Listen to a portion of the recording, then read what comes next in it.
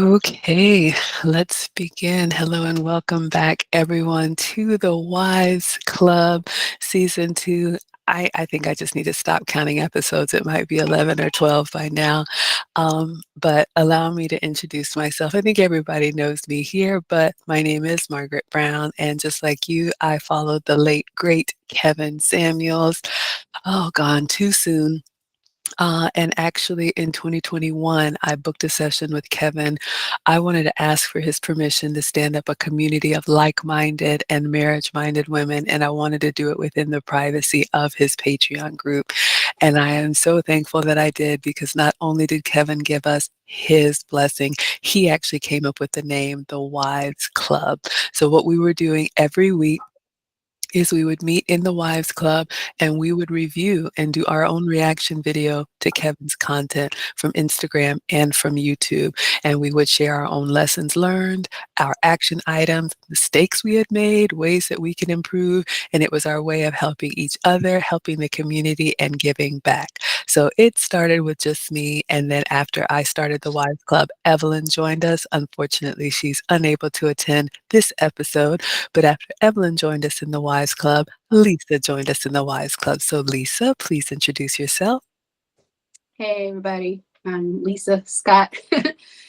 I'm the happy housewife of 17 years here representing our Henrys and blue collar guys. My husband's a military veteran, works for the government, all that stuff. So happy to be back and share some good advice and keep doing the good work.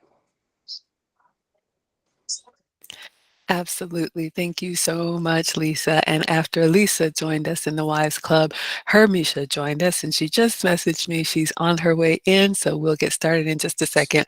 I always just like to give you all a little bit of context so you know where I'm coming from, because I am no professional, but I do have a heart for helping others. So I will give my quick introduction, and then we'll toss it over to Hermisha since she just joined. So I was married for 10 years. I got married young at 25, loved being married, but unfortunately it did end in divorce. And so I am proud to say at least now we do co-parent well. Two boys from the marriage, and my sons are teenagers now. It was a 50-50 kind of modern marriage. I was one of those bullheaded, stubborn women. You couldn't tell me anything. I was going to make this work come heck or high water. And so again, it ended in divorce. So since then, I've been in a long-term relationship with a man that Kevin would probably classify as high value. So I've had to do a lot of work and personal development to change my mindset from 50-50, we're doing this together, to taking a step back and being more of a support system. I couldn't be happier, but I've learned a lot along the way. And because I don't have daughters and I don't have a sister, this is a community where we can share and improve. So now that Hermisha is on the call, I'm going to allow her to introduce herself. But one last thing that I'll say, whether you are currently married, formerly married, or want to be married, I firmly believe that we should carry ourselves as wives, because wives move different. So if you hear the term current wife, future wife, or former wife, that's where it comes from. Okay, Hermisha, please introduce yourself and let us know, what are we talking about today? Hello, hello, hello. Welcome. We are in season 3, episode 2. Yeah, y'all can't see, but everybody's like, season 3? Yes, we've been leaning in, everyone. Well, I am Hermisha Green. As you all know, I am a former wife.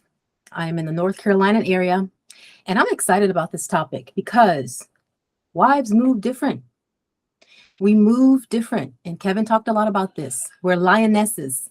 We're not tigers. And so we have to be very strategic in how we show up and to get the outcomes that we like, and how we remain in our feminine. So we're going to be talking about that today. And as you all know, if you all have questions or comments, put them in the chat. And those of you who are watching the replay, if you have any comments or questions, you can catch us in the mix. So happy to be here, and let's get into it. Absolutely. And thank you all so much for being here live. I do see Shell's comment in the chat. She says, good evening. Thank you so much for being here. And thank you for the compliment, sweetheart. I appreciate that. I was just checking the mix online. If there's any comments, I always try to make sure that I respond as you all have questions, or if you have anything that you want us to cover, please put it in the chat, or you can raise your hand. So I always like to come to these prepared by picking my guy's brain, right? Because I know from my experience, but I really believe having access to a man at all, but a high value man, or any, whether it's blue collar, Henry, hit squad, high value, men think differently. We're wired differently for a reason. So I think there's a lot we can learn from. So I asked him, I said, all right.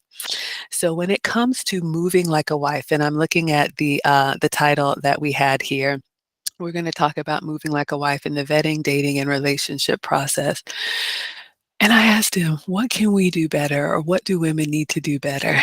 And I got an earful, so I always like to give you all the scoop.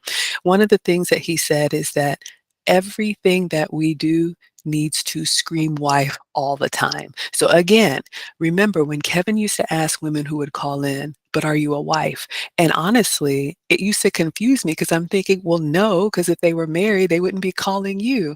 But I had to remember that we are wives first as we show up, and then a man finds that and we adjust ourselves to him.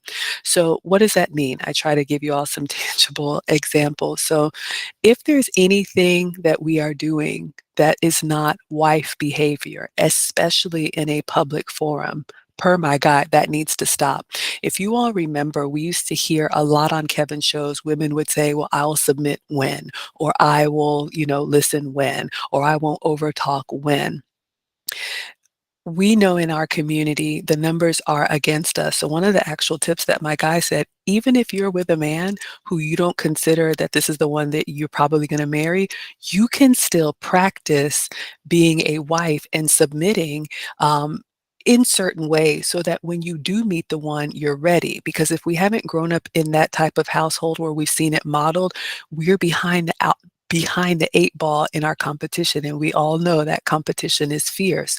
So the more you practice anything, whether you're a sport or whether you're trying to do a skill, you're going to get better at it. So that would be my first tip. So if you're doing anything socially, online, outside, whatever you do in private is your own thing. But the way that you dress, the way that you speak, the way that you act in public, look at those behaviors and identify them as, would I do this if I were the wife to a man that I admired and respected? And even if you're not yet married, but you're acting out of character, try to bring that in line so that you'll be ready when you do meet the one and he finds you. So that's my first tip for today. We'll come around. Lisa, I'm going to come to you. What tips do you have as far as moving like a wife? I did, excuse me, I did the same thing. I asked my husband, I was like, what was it about me? Because, like I said, my husband was in the Navy at the time when I met him. And, we lived in a place where there's a lot of Navy and military and stuff. So I was like, well, what was it about me? And like I told the ladies in previous stories, like I intentionally went to the club that I went to by myself. I have two other sisters that are real close to my age, so we stick together. And I had girlfriends at the time, and I would always go out with them. And with your girlfriend and stuff, you stay together. You don't. Nobody leaves alone or with somebody else. We all together. We rode together. We leave together. That was kind of our rule. Mind you, this was 20 years ago. But my point is that the night I went out and met my husband, I did not go out to dance. I went out to be seen. I was dolled up. I didn't plan on dancing. And my husband was actually out with his sailor buddies and his father. And his dad was like, go talk to that woman and stuff. And I was like, I'm not dancing. I don't want to dance. And he kind of got me on the dance floor. I was just like, but he just noticed that I didn't give the same. And when you're with the girls, I noticed I didn't give the same comment like, oh, I can't leave, or not that I couldn't go anywhere, but you girls like, they kind of like, especially my little sister, she'd be like, let's go. I don't like this, whatever, because they come in packs sometimes. My husband came to me all by himself. So that was the one thing. He was like, well, you weren't surrounded by a bunch of girls and you didn't have to be dictated by them. That was one thing. And then a couple days later, when we did go out on our date, I didn't look the same. He was like, most girls that he used to talk to, they come out looking like almost like they looked at the club when he would go out on a date with them or something. And then also he had to come pick me up from my parents' house. So it was little things like that he noticed. And let's see, what was your thing? He also said the one other thing I thought was interesting. He was like, he would take girls out to the mall or something, and they would get mad or attitude when he opened the door or did something like a gentleman. And when I did it, he noticed that I waited and stuff like that, and I knew that he was supposed to do that. And he was like, you don't act like some of the girls that he's been meeting around town. Again, like I said, 20 years ago, I met my husband. Actually, I met my husband January 11th, 2003. So I met him 20 years ago, a few days ago, and we've been married for 17 years. And I asked him that, what was a few things. So I would say he definitely said, like Kevin said, he said, I moved him. I didn't really think about the other stuff, but I knew how I met him. But when he said it, you act different in situations. He noticed that. And another thing, he had friends all, because the military place, there's military guys all over. They would see me and my sisters out, or just me, or any, they don't know me. I don't know them, but they know me. And my husband always knew while we were dating what I was up to, or if I was like other girls. She gets around and stuff. But that wasn't the case for me. So he knew that I moved different. So that's how he knew. So I would say, yeah, that helped out. I love that so much, Lisa. And I'm coming to you, Hermisha. But one thing that you said, Lisa, that I just want to emphasize sounds like, and happy first meeting anniversary of 20 years. I think that's beautiful. Your now husband was out with his father, and his father said, go talk to that one. And I heard when you said that, because being a wife, the role of a wife, Kevin always used to say, being a wife is a job. The men of old and the men of today and the men of the future are going to want the same thing in a wife. So again, when we're out, even if we don't see the one, somebody that's connected to them could be seeing us. And I just wanted to stress that. But Hermisha, I'm going to come to you because I know you gave us a couple of videos to watch too. Yes. No, this is so good. So, so good. And Maggie, you said something so important. Being a wife is a job, which brings us to the wife resume. And I actually finalized mine, y'all. I'm getting ready. It was such a good activity to do, ladies. And I looked at the resumes I've written for employers. Don't we really take time to really spruce up our skills? And we put them verbs, demonstrates, excels, exemplifies, multitask, right? We need to do a resume for our future husband, because you are literally interviewing for a job. Being a wife is a job, right? And so, so my first point today would be staying in your feminine. But what that looks like is when you start to craft your wife resume, not leading with your education or your money. This is really important. Kevin talked about this. And again, that's not to say that your education and how much you make doesn't matter, but men are looking for prerequisites before they look at that part. Because like Kevin said, he's like, I don't just want an airhead now. I like an intelligent woman, right? But guys are visual. So they're looking at your fitness, your femininity, and your cooperation first. And then it's almost like if you sort of, all right, stage one, ding, then they're going to look at, okay, can she think though? Can she critically navigate? Does she have some discernment? Does she have some wisdom? Can I trust her to make decisions? Right? And then all the other things. Is she cooperative, or is she going to fight me every chance she gets? Or you know what I mean? And it goes down, it goes from there. So the umbrella of that point, stay in your feminine. Don't lead. When you start crafting your wife resume, do not lead with your education. In the employment world, we do that. And that's a shift for us, ladies. Is what I wanted to highlight that.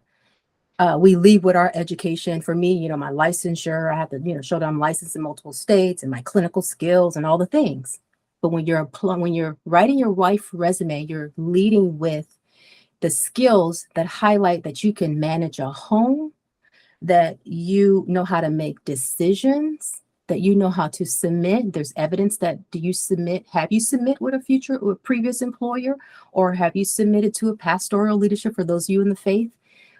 They're looking at your level of cooperation. They're looking at, can you create a sweet aroma in the home? Because the man's priority when they're looking for a wife, they're looking for a place of rest and peace at the end of the day. I mean, men are really, really simple. Not to simplify men, but they really don't ask much. Just give them some love, a little back scratch, and a sandwich. Not to that degree, but you know what I mean. So I would say lead with your femininity, not your education. It matters, but in your wife resume, just highlight your femininity. I would say that. Absolutely. I love that. Thank you so much, Harmisha. And Harmisha did, I don't know if I put this in the post, but we did a little bit of pre-work before coming to this episode. She sent two Kevin videos to rewatch. So I got through 1.5 of them, and I will post it in the event along with the replay. One was the infamous "Can a stray be domesticated?" And then there was another episode about the lion and the tiger comparison. And if you all aren't familiar, I'll summarize just a little bit. But the second point that I had, after picking my guy's brain, is for those of us that are mothers. Clearly I'm a mother. I think we're all in the Wives Club are mothers. And, sometimes it's kind of that beat down, well, you messed up and, there's no chance. Not every man is like that. Of course, most men want their own family, but most men also realize that, especially as you get to a certain age, people have a past. But what he said, and it's in line with his first point of you need to show up as a wife consistently, you also need to show up as a mom consistently. And what that means, to quote him, this is him, sexy soccer mom supreme. Okay, so let me break that down. What that means is that if you are a mother and you're entering the dating space as a mother, then you need to act accordingly. Now, you don't have to be mom to him, but for most men, their mothers or their grandmothers are very near and dear to them. So if we conduct ourselves in a way that reminds them of the love that they feel for a mom or a grandma, that already kind of moves you into, in his mind, he's imagining what life could be like with you. Now, if you don't have any children, you don't have that experience, that's fine. But, the example he gave me, he said, I don't want to show up at the soccer match and you're wearing red bottoms. Like, you don't realize how you know, what is appropriate in different areas. So if you're out with the kids, you need to be hands-on. You need to be attending to things. You need to be good maybe with other people's kids. So that was one of the things that he said. I think it goes in line with adjusting ourselves, to our man. We've talked about that here in the Wives Club. There are some basic things that we can do to get better, but each man is going to have their own expectations. It's our job to study them and to adjust, not to wrestle them down to the way that we want it. And if it's not a match, it's not a match. But there are some basic things when we talk about the vetting, the dating, and the relationship process. Again, it comes back to not wasting time because it may not be the first one. We are going to have to practice because, like I said earlier, a lot of us were not groomed to be wives, and that's okay. But just factor in that time of acting like a wife, carrying yourself like a wife, including things that are wifely and excluding things that are not wifely in your day to day. So just wanted to add that, and we'll take another lap around. If there's any questions or comments, put them in the chat, and then we'll move to the two Kevin Samuels videos. But Lisa, anything else to add on being a wife?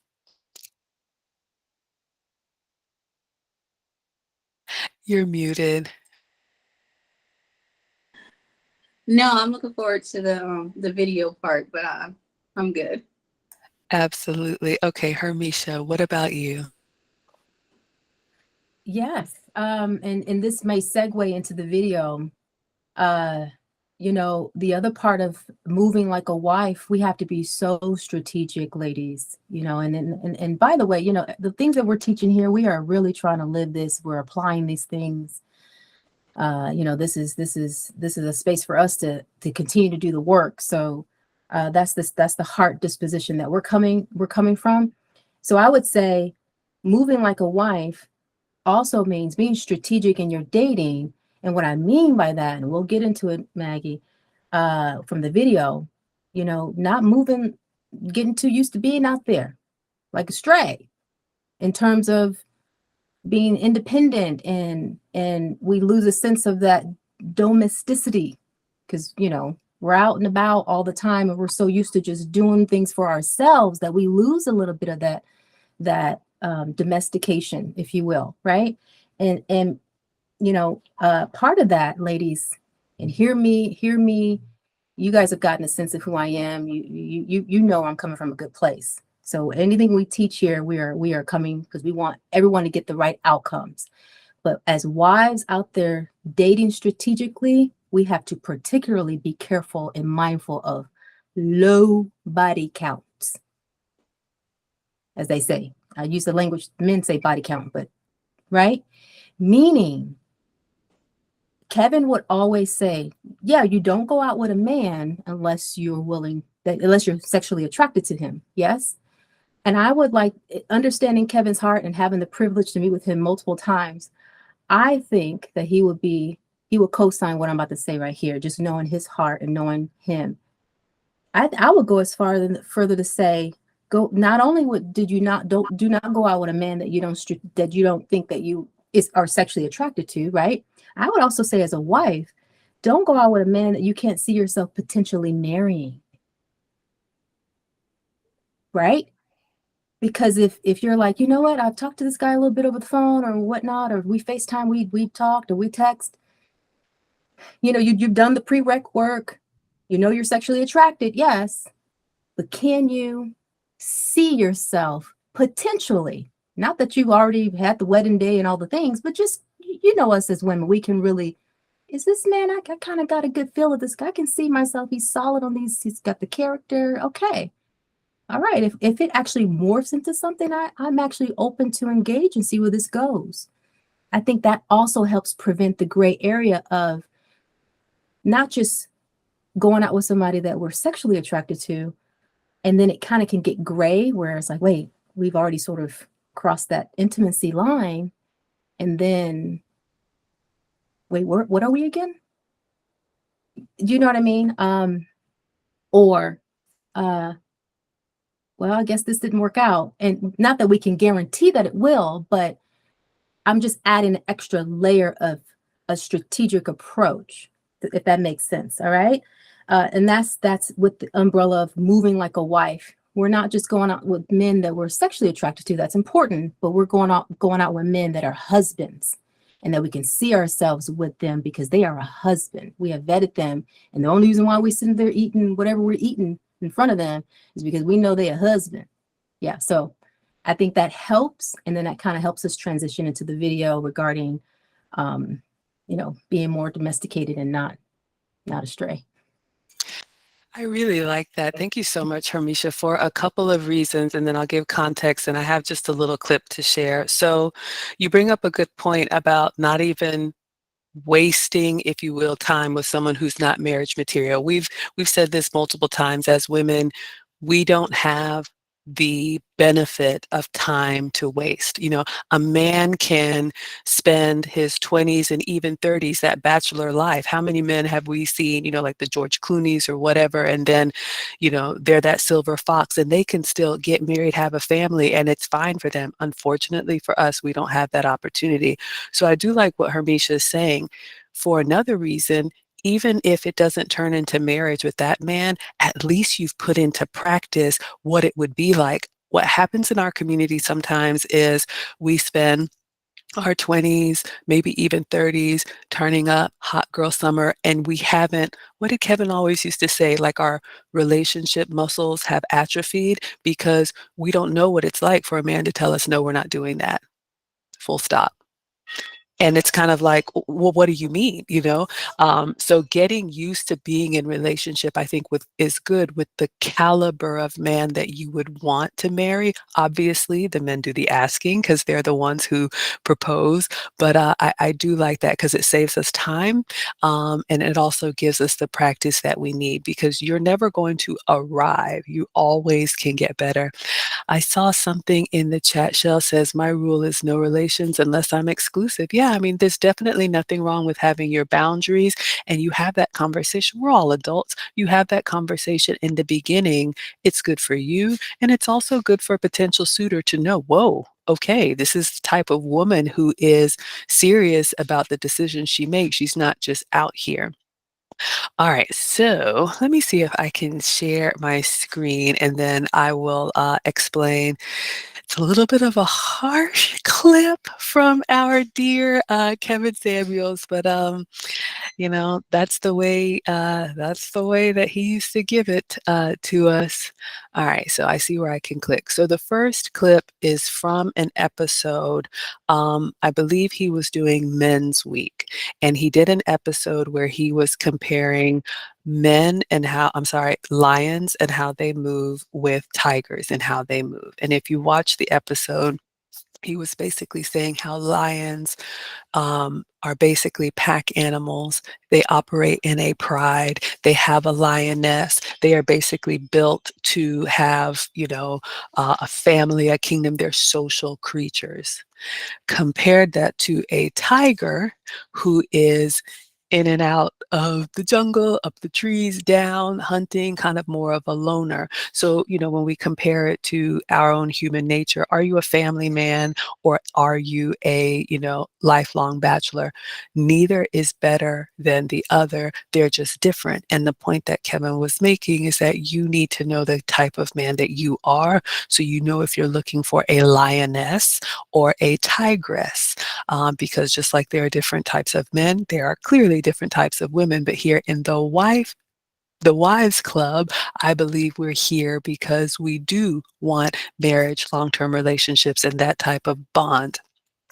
So I remember when Hermisha sent over this link and I was like, okay, but this is for the guys. She said, actually, no, it kind of applies to the women as well. So if you are a lioness, to me, that means you're the type of woman who wants marriage and family, whatever that looks like for you. And so you're making decisions that take you down that path. Likewise, if you are a tigress and you just want to live your hot girl summer and do that, there is an avenue for you, but they are not one and the same. All right, so Kevin had done his monologue, and then some men were calling in, and I believe this was a young brother who had 3 children, 2 different women. I think he was 27, and he was just trying to how can I find what I'm looking for? Kind of like he bumped his head, and now it's like, now I'm ready. Kevin kind of read him the riot act. And so I'm going to play that clip, but I want us to listen to it because replace that young man instead of a 27-year-old man, it could be a 37-year-old woman who has wasted her years and now she's ready. All right, so I'm going to share my screen and hopefully you all are able to hear. All right, let me know. I just have this. It's a 1-minute clip, so it's just 60 seconds. I think I'm clicking on it. Okay. Oh, let me get the sound. Hopefully it's not too loud. What kind of man are you? Far too many of us black men try to make our masculinity and manhood through our dicks. We spend an inordinate amount of time in our youth trying to fuck our way into manhood. That's why you got so many young guys who aren't even where they should be, thinking, I can fuck my way in, I can make it this. Where do you rank amongst other men? We're the only group of men who walk around with our dick thinking that makes us a man. Go around other groups of men. They don't have to walk around and hire the CEO, or whatever accent you want to put in. They are not judged by their penis, their ability to fuck. And we have bought into this shit. Stop it. Stop leading with your dick. Stop leading with your game. Stop leading with your mouthpiece. Are you? What kind of Okay, so first of all, I want to make sure, was everybody able to see and hear? Did it work? We heard it, but I don't think we saw it, unless that was just me. Okay. All right. So I'll have another clip. I'll try and get better the second time. But if you all were able to hear the audio, you can imagine. So when I went back and I listened to this, Kevin is admonishing the young man who had called in, but I think it applies in connecting to what Hermisha just said about body count. And I will always say, nobody expects you to be a prude. However, like Kevin said, unfortunately in our community, that manliness, because the example hasn't been there, meant young men kind of get caught up trying to spread their seed around to feel like a man. And unfortunately, in the community, a lot of women sometimes, because we want to compete with men instead of support our men, we think we can do the same thing, what leads to, what did Kevin say, more damage, harder time to bond, and all of those experiences. So young women, hear me, um, having a low body count, if at all possible, is not just because, we're saying that, but if you want to be a wife uses discretion with her body. So just be mindful, especially in the space where you think these are the caliber of men that you want to be married to one day. This is not the place to have that kind of hot girl summer experience, because then the outcome that you get will probably not be the one that you want. All right, so Lisa, I'm going to come to you. Any thoughts on what Kevin said as it applies to how a wife would move differently? Are we talking about the stray ones now? Or we I'm have coming that's to that? that one. I'm Oh, coming we to haven't got. that one next. Yeah, this one is lioness and tigress. So maybe the difference Okay. between how a wife versus a, what do they call them, city girl? City girls. Okay. Whew. City girls. Oh, I never city girls. Okay. No. All I can really think about is I remember when I was in my college years, and maybe it's just because of my upbringing, I would go out and party, but I wouldn't I wouldn't do all the. I just don't understand why other people would do other things, and that would lead to pregnancy, STDs, or who knows what. So I think people would recognize. I guess my biggest thing when I was younger is I didn't want to be labeled as a party girl, so to speak, and because I grew up on military installations and stuff. They had other names for people, like if you hung around the barracks too much, or if you hung around, you know. I just never wanted to be associated with that kind of stuff. It does follow you. I hate to think, like I'm talking about 20 years ago. I hate to think how it follows you now with the new technology we have. And I guess I kind of came to this conversation, or came to this what I'm talking about, because I have a daughter. She's about to turn 5, and I guess when I think about her being in competition with her being a lioness, and her in competition with tigers, like I guess the best way I can put it is I'm trying to set my daughter up to be a lioness, but I also know, being a young person, that if you have all these tigers around, you kind of want to go with everybody else. So I kind of look at it as like, how can I set my daughter up to not want to go with the flow? Because I even myself kind of went with the flow, but I knew better, and I just didn't understand why everybody else did. It makes sense now, but I kind of see where Kevin is going with that. So if this helps, that's kind of where my mindset comes from, because I'm not out here dating right now, and I think it is kind of totally different from what maybe some of us had to do it maybe 20, 10, however many years ago. But I would still say it still kind of holds true. What was true then is true now, and it's probably always going to be true, hopefully, that you want to move like a wife, you want to move like a lioness for a reason. And like he said, because men are always watching. And I think that's what I learned early on. You start getting tagged or named, or being, even in high school, they just start putting you in certain categories, whether it be true or not. And that was a big deal for me. And I guess because I didn't want to shame my father or my family, but that's the way I was raised. And another reason I'm so big on all this and where my passion for, helping other young women and having people have outcomes like that is because, like I've said before, I had a father who Kevin reminds me of a lot in the way he talks and how he talks to women that would tell me these things are important. And I may not have liked it as a young person or understood it, but I totally appreciate and I understand it now. So like I always said, when Kevin used to get in daddy mode with the young ladies and they get an attitude or upset, there was a reason behind it. And as someone who had a great, awesome, and still has a great, awesome father, if I don't want to get all emotional about it, but there is a reason why God made us to have parents, a mother and a father, and the father to have guardianship over us until we have a husband. So if I don't say nothing else, I hope that means something to y'all. And even if you don't have a father or a father figure in your life, there's still hope for you. There's resources like what we're doing, and just, because I have people in my family who don't, and my father didn't have a father, but he turned out to be a great dad. So it's not like there's no hope for you. We can all do better. We can all learn, and we can, make it better for our next generation. I'll leave it at that. That was beautiful. Thank you so much, Lisa. Yes, when Kevin would get going, it reminded me of my dad too. Hermisha, any other thoughts on the lioness and tigress comparison? Yeah, it's really important because you have to also know who's approaching you too. Is he a lion or is he a tiger? Or is he a bear? No, lion, tigers, and bears. Isn't that a song? Yeah. No, but really, you have to know who's approaching you as well. And you have to know who you are. And this content text here is moving as a wife, moving as a lioness. And Kevin had a whole video of that, of lionesses tend to their home, their cubs, the whole thing.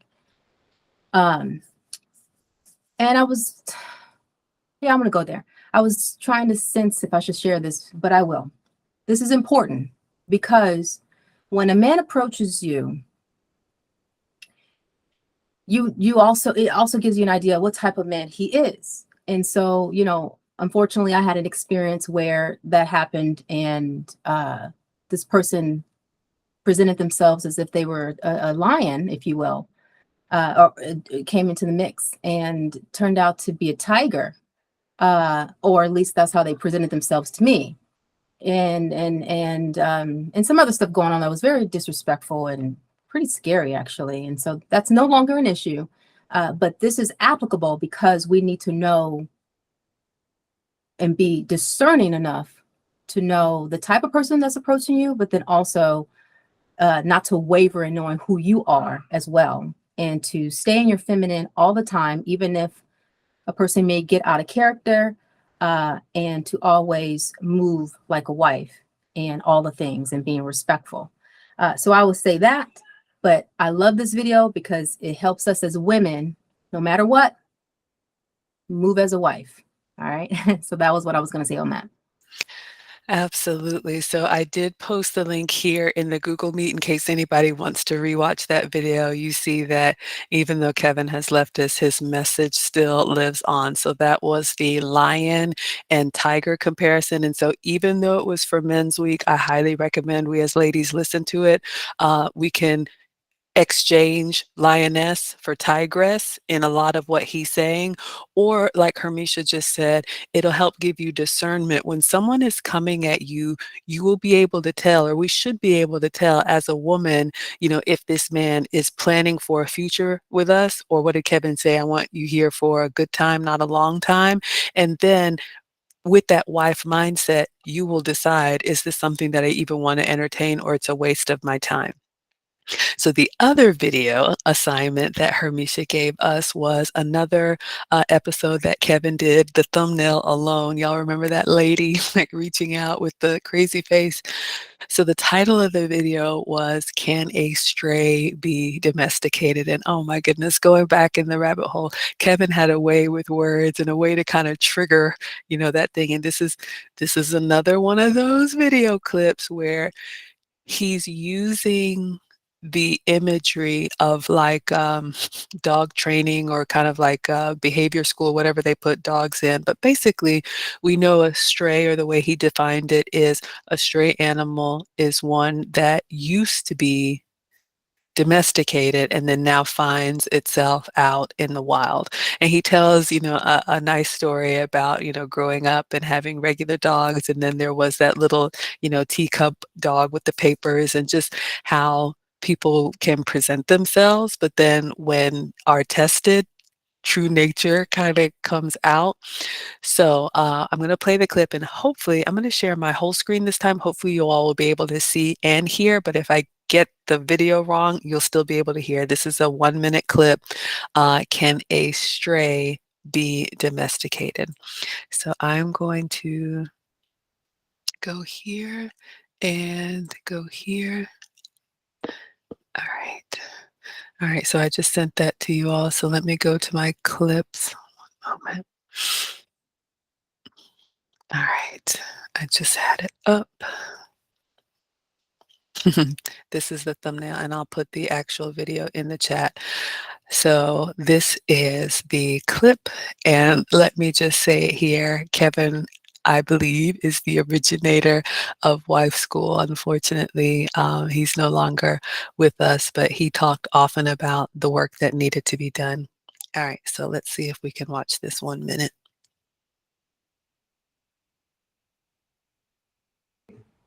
Yes, you can have an opinion about things, but can you choose to offer it when he asks you? We're talking about talking about wife school. Before you could become a wife, you got to be a girlfriend. Before you can become a girlfriend, you got to be chosen.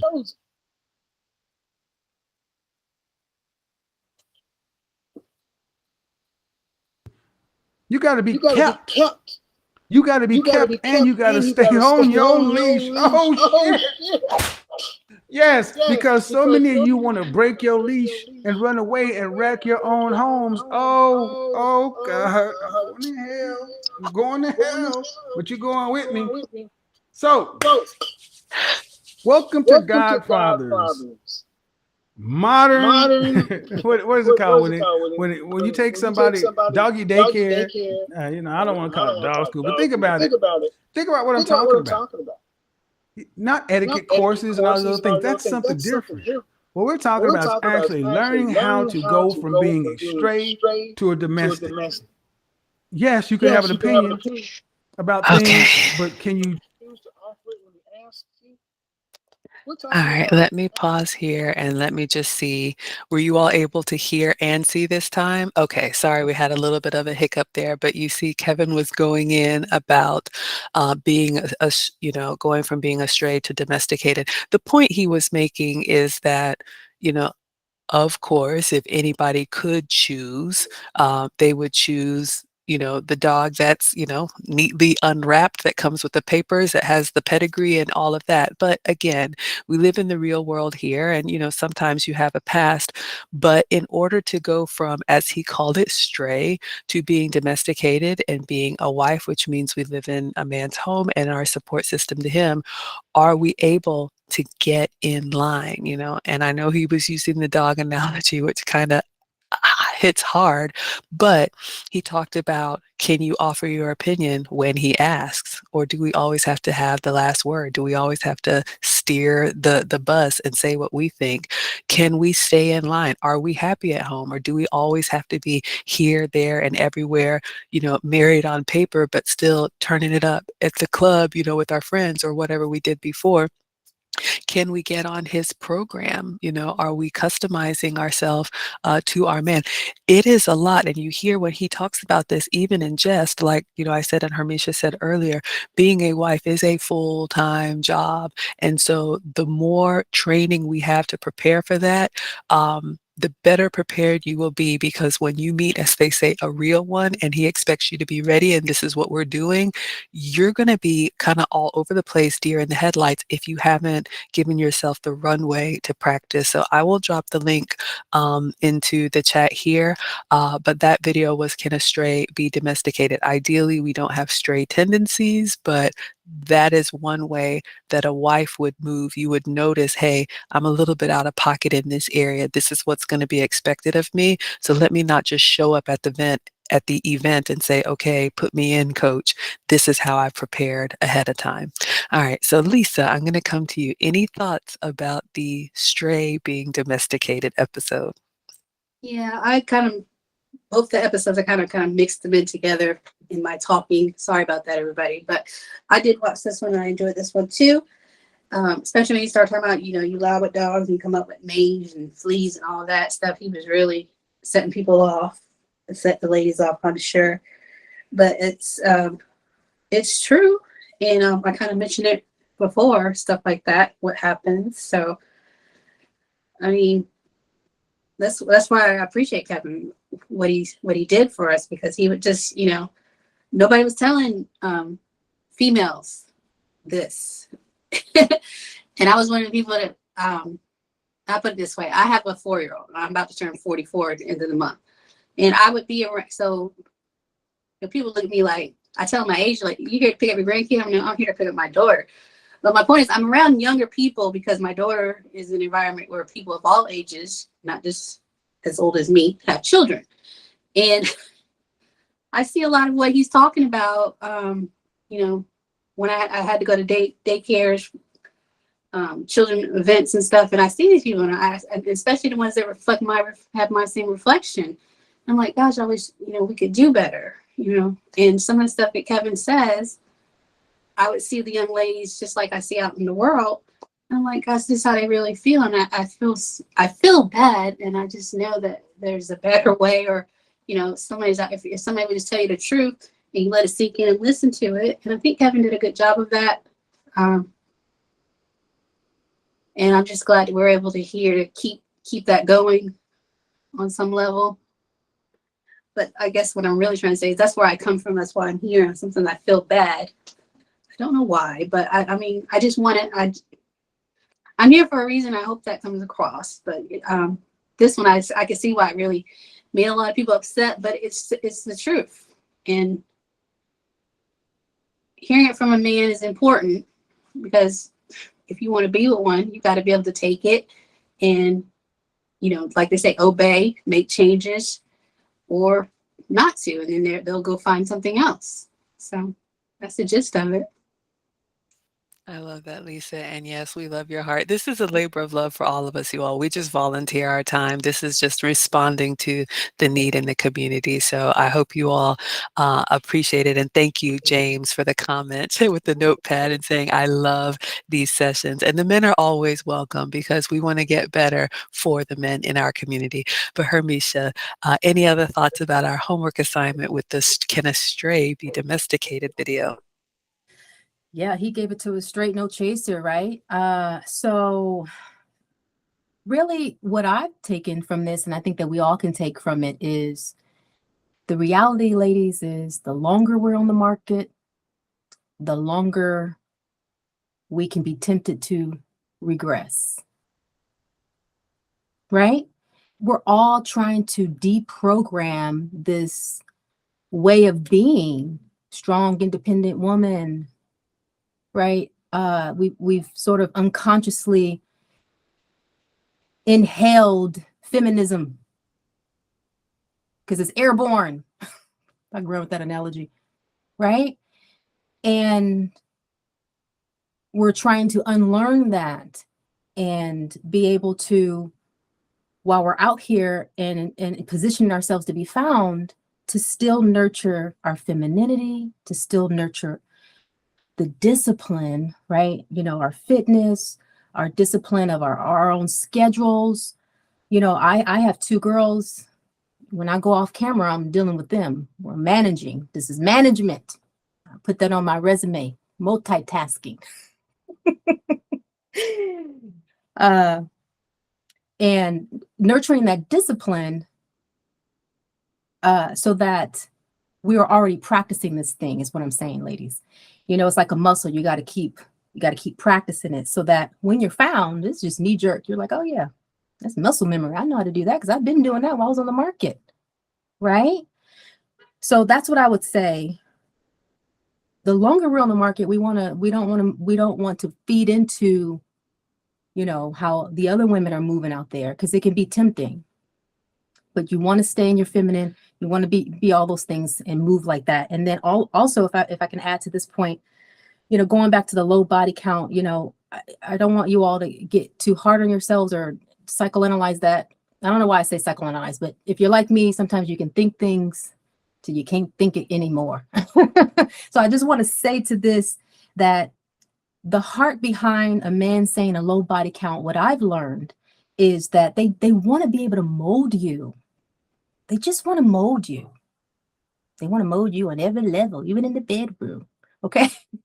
So go with that. All right. So don't get fixated on numbers or anything like that. But we're just bringing these up so that you're more intentional.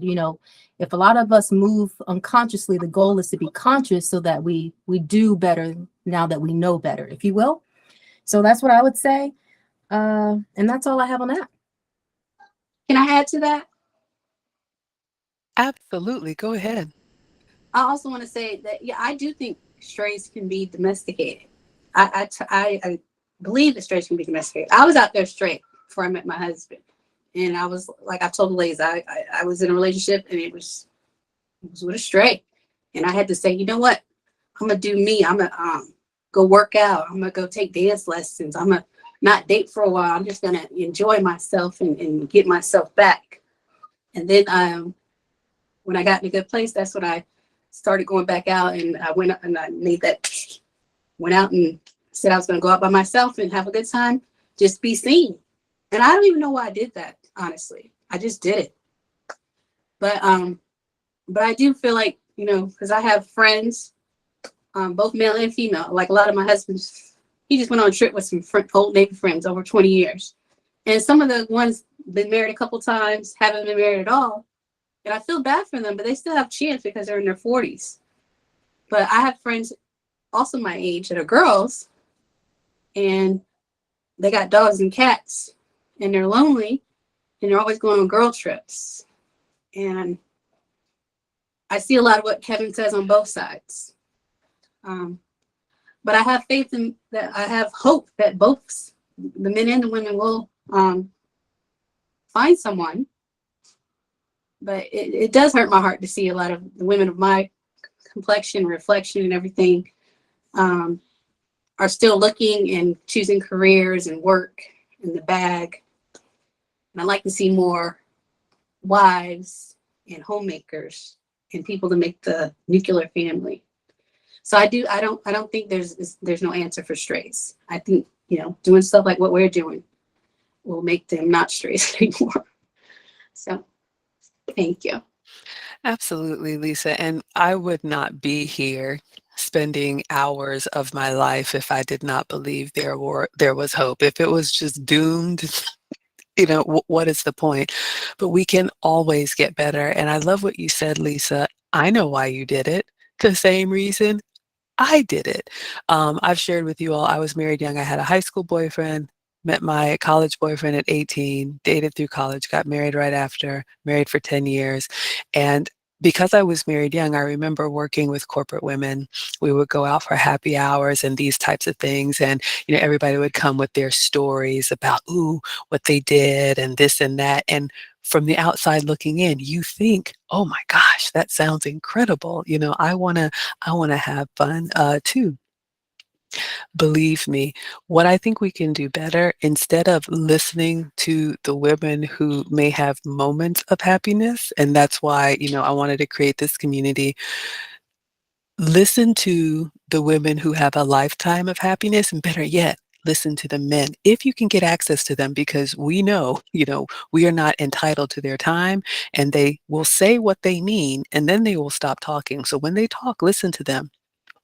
But what's happening is, like, the women are creating, what did Kevin say? Like this echo chamber where we say, oh, it's great. And so when I got divorced, I thought, man, what have I missed out here? Nothing. I remember I created a profile and I was like, what in the world is going on? 6 months later, it was a wrap. I was back in a relationship. And also to the point that Lisa said, a man wants to, dare I say, imprint on you. You are his wife, right? And so if we have too many experiences, I asked my guy about this. You know how Kevin used to say it's hard for women to pair bond. And I said, unpack that for me, help me understand. And he said, like, imagine if you have, you're going out there and you're having all these good experiences, let's say travel, and you only stay at 5-star, 5-diamond resorts, and they're all good experiences. And that's what you have, that's all that and you've had good experience after good experience after good experience, maybe because someone else provided it for you, maybe because you provided it for yourself. It doesn't matter.